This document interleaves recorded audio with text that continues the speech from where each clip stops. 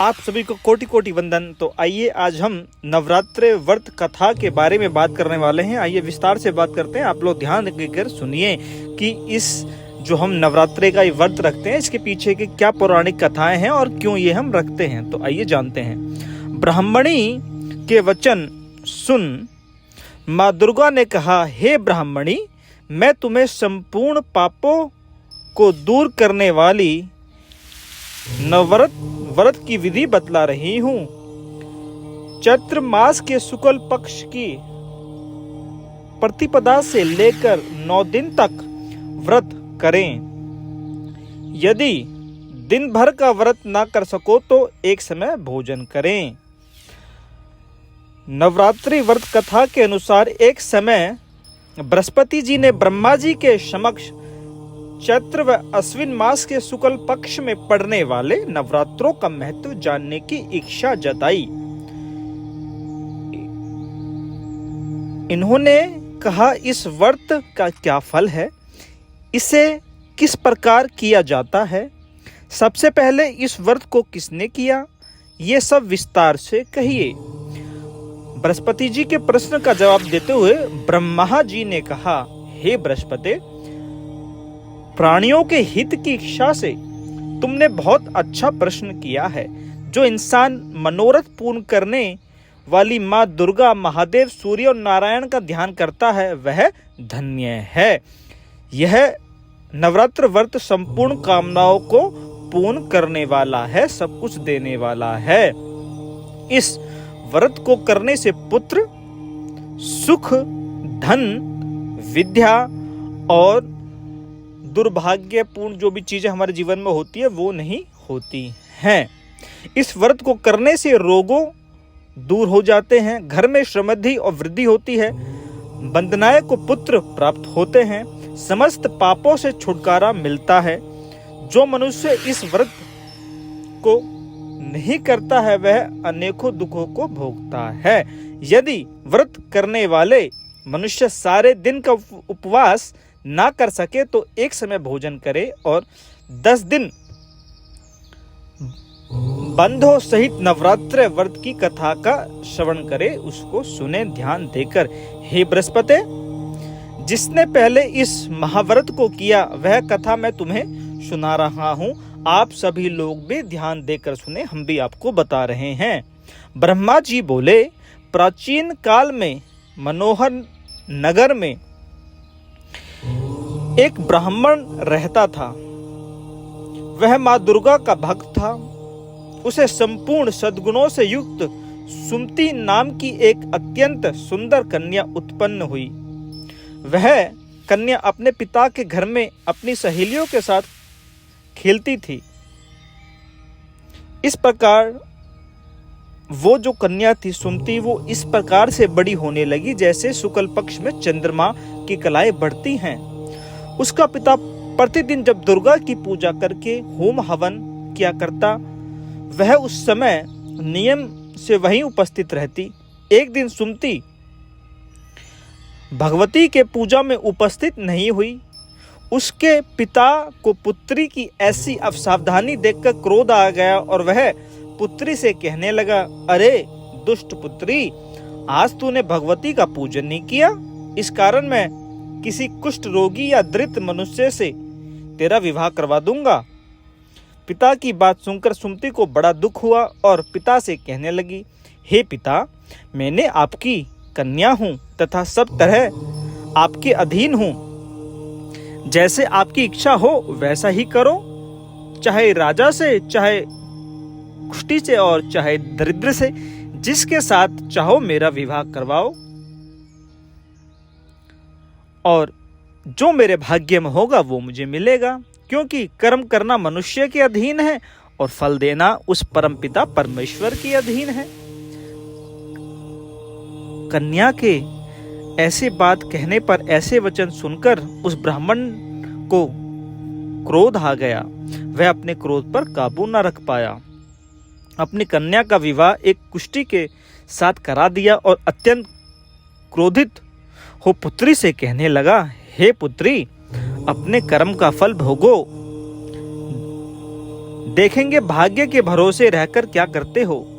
पिता के ऐसे कटु वचनों को सुनकर सुमति मन में विचार करने लगी, ओहो, मेरा बड़ा दुर्भाग्य है जिससे मुझे ऐसा पति मिला। इस तरह अपने दुख का विचार करती हुई वह कन्या अपने पति के साथ वन में चली गई और डरावने कुशयुक्त उस निर्जन वन में उन्होंने वहां रात बड़े कष्ट से बिताई। उस गरीब बालिका की ऐसी दशा देखकर देवी भगवती ने पूर्व पुण्य के प्रभाव से प्रकट हो सुमति से कहा, हे दीन ब्राह्मणी, मैं तुमसे प्रसन्न हूँ, तुम जो चाहो सो वरदान मांग सकती हो। भगवती दुर्गा का यह वचन सुन ब्राह्मणी ने कहा, आप कौन हैं, वह सब मुझसे कहो। ब्राह्मणी का ऐसा वचन सुन देवी ने कहा, मैं आदि शक्ति भगवती हूँ और मैं ही ब्रह्म विद्या व सरस्वती हूँ। प्रसन्न होने पर मैं प्राणियों का दुख दूर कर उनको सुख प्रदान करती हूँ। हे ब्राह्मणी, मैं तुझ पर तेरे पूर्व जन्म के पुण्य के प्रभाव से प्रसन्न हूँ। तुम्हारे पूर्व जन्म का वृत्तांत सुनाती हूँ, ध्यान देकर सुनो। तुम पूर्व जन्म में निष्पाद की स्त्री थी और अति अपवित्र थी, अति पवित्र थी, अति पतिव्रता थी। एक दिन तेरा पति निषाद ने चोरी की। चोरी करने के कारण तुम दोनों को सिपाहियों ने पकड़ लिया और जेल में बंद कर दिया, कैदी बना लिया। उन लोगों ने तुझको और तेरे पति को भोजन भी नहीं दिया।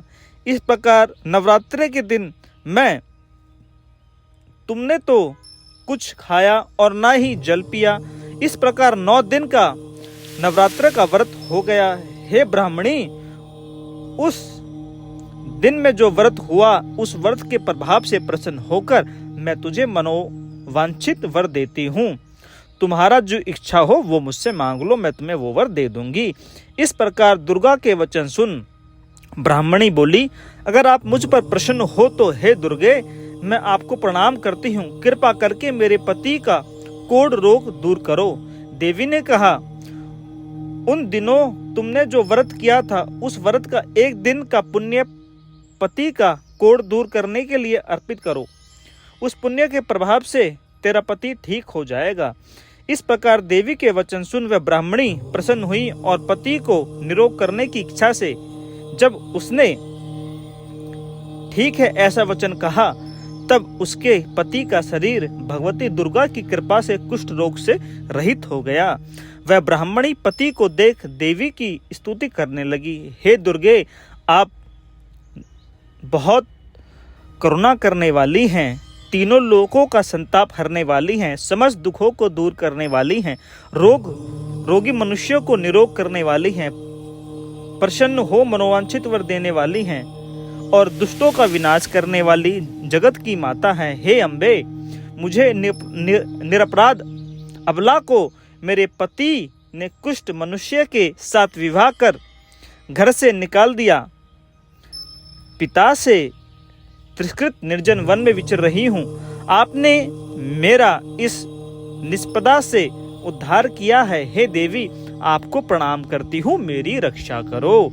उस ब्राह्मणी की ऐसी स्तुति सुन देवी बहुत प्रसन्न हुई और ब्राह्मणी से कहने लगी, हे ब्राह्मणी, तेरा उदाल्य नामक अति बुद्धिमान, धनवान, कीर्तिवान पुत्र शीघ्र उत्पन्न होगा।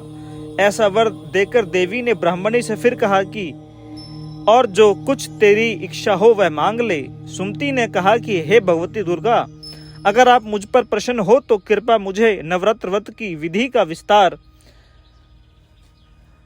से वर्णन करो। मैं किस तरह से इस नवरात्र व्रत है जो इसकी विधि संपूर्ण किया है वो आप मुझे बता दो। ब्राह्मणी के वचन सुन माँ दुर्गा ने कहा, हे ब्राह्मणी, मैं तुम्हें संपूर्ण पापों को दूर करने वाले नवरात्र व्रत की विधि बतलाती हूँ। चैत्र मास के शुक्ल पक्ष की प्रतिपदा से लेकर 9 दिन तक व्रत करें। यदि दिन भर का व्रत ना कर सको तो एक समय भोजन करें। शुभ मुहूर्त में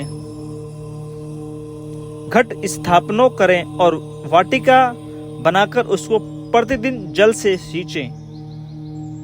महाकाली, महालक्ष्मी और महासरस्वती की मूर्तियों स्थापन कर उनकी विधि सहित पूजा करें। बाजरे के फल से अद्र देने से रूप की प्राप्ति होती है। जायफल से अद्र देने से कीर्ति, दाक के कार्य से सिद्धि होती है। आंवले से सुख की प्राप्ति और केले से अद्र देने से आभूषणों की प्राप्ति होती है। इस प्रकार पुष्प फल से अद्र देकर व्रत समाप्त होने पर 9 दिन विधि विधान हवन करें। खांड, घी, गेहूं, शहद, जौ, तिल, बिल्व, नारियल, कदम्ब जैसे विभिन्न सामग्री से मेरा हवन करें, पूजन करें। आंवले से कीर्ति की और केले से पुत्र की, कमल से राज्य सम्मान की और दाखों से संपदा की प्राप्ति होती है। खांड, घी, नारियल, शहद, जौ और तिल तथा फलों से होम करने से मनोवांछित वस्तु की प्राप्ति होती है। व्रत करने वाला मनुष्य इस विधि विधान से होम कर आचार्य को अत्यंत हाथ जोड़कर प्रणाम करे और यज्ञ की सिद्धि के लिए उसे दक्षिणा दें। इस प्रकार बताई हुई विधि के अनुसार जो मनुष्य व्रत करता है उसके सब मनोरथ सिद्ध होते हैं। इसमें तनिक भी संदेह नहीं है। इन 9 दिनों में जो कुछ दान आदि दिया जाता है उसका करोड़ों गुना फल मिलता है। इस नवरात्रि व्रत करने से अमोघ यज्ञ का फल मिलता है। हे ब्राह्मणी, इस संपूर्ण कामनाओं को पूर्ण करने वाले अतः उत्तम व्रत को तीर्थ, मंदिर अथवा घर में विधि के अनुसार करें। ब्रह्मा जी बोले, बृहस्पति जी से बोले, इस प्रकार ब्राह्मणी को नवरात्र व्रत विधि बतलाकर देवी अंतर्ध्यान हो गई। अतः जो मनुष्य या स्त्री इस व्रत को भक्ति पूर्वक भक्ति भाव से करता है वह इस लोक में सुख प्राप्त कर अंत में मोक्ष को प्राप्त करता है। ब्राह्मण, मैंने ये आपसे सब वृतांत बताया। ब्रह्मा जी बृहस्पति जी से कहते हैं कि इस दुर्लभ व्रत का महत्व है जो मैंने तुमसे बताया। ऐसा सुनो। बृहस्पति जी आनंद से प्रफुल्लित हो गए और कहने लगे, हे ब्रह्मा, आपने मुझ पर अति कृपा की जो मुझे इस व्रत का महत्व सुनाया। ब्रह्मा जी बोले, हे बृहस्पति, यह देवी भगवती संपूर्ण लोकों का पालन करने वाली है। इस महादेवी के प्रभाव को कौन नहीं जान सकता। बोलो देवी भगवती की जय। तो आप सभी ने ये वृतांत सुना, किस कारण से हम नवरात्रे की पूजा विधि विधान से करते हैं। तो आप सभी को भारत के नव वर्ष की हार्दिक शुभकामनाएं और माता भगवती की जय, माता दुर्गे की जय। आप सभी अपने परिवार में सुख शांति से रहें। इस कथा को शेयर, सब्सक्राइब और लाइक करें, सबके साथ शेयर करें ताकि हमारे भारत के लोग सभी ये जान पाएं कि इसके पीछे का महत्व क्या है और क्या कारण है। आप सभी को कोटि कोटि वंदन। जय माता दी। हर हर महादेव।